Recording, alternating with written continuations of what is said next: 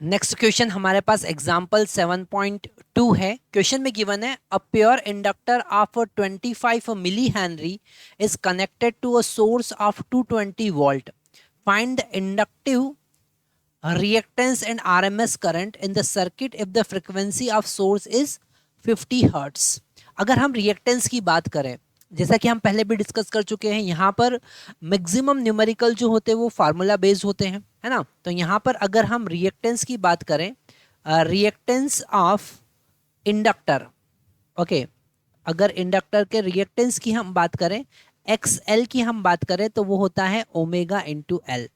और ओमेगा यहाँ पर एंगुलर फ्रिक्वेंसी है। ओमेगा यहाँ पर क्या है? Angular frequency.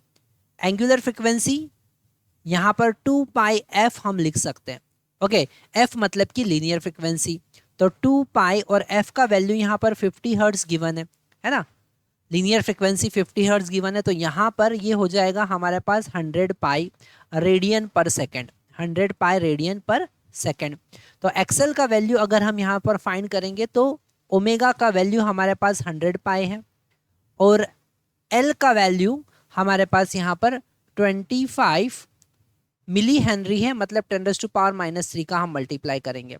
ओके, आगे इसको अगर हम सॉल्व करते हैं तो 10⁻³ डिवाइड में आकर 10⁻+3 हो जाएगा, मतलब हम 2500 पाई डिवाइडेड बाय 1000 हम लिख सकते हैं। तो 2 जीरो यहाँ पर कैंसिल हो जाएगा, आंसर आ जाएगा 2.5 पाई।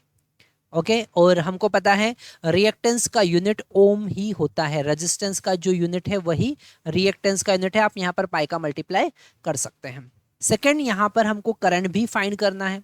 तो करंट फाइंड करने के लिए I is equal to V by XL हम लिख सकते हैं, है ना, क्योंकि यहाँ पर प्योर इंडक्टिव रेजिस्टेंस है तो Z की जरूरत नहीं है, Z is equal to XL ही होगा। यहाँ पर हम यहाँ पर RMS करंट की बात कर रहे हैं। किसकी बात कर रहे हैं? RMS करंट की बात कर रहे हैं। हम पहले भी यहाँ पर डिस्कस कर चुके हैं कि अगर आपको कोई वैल्यू यहाँ पर मेंशन नहीं किया है, कोई स्पेसिफिकेशन नहीं दिया है, तो 220 वोल्ट हमेशा RMS वैल्यू ही गिवन होती है ना। तो ये 220 वोल्ट RMS वैल्यू है, डिवाइडेड बाय एक्सएल का वैल्यू यहाँ पर 2.5 पाई हमारे पास में आया, है ना। इस 2.5 को 5/2 हम लिख सकते हैं, तो 220 डिवाइडेड बाई 5/2 इंटू पाई, है ना।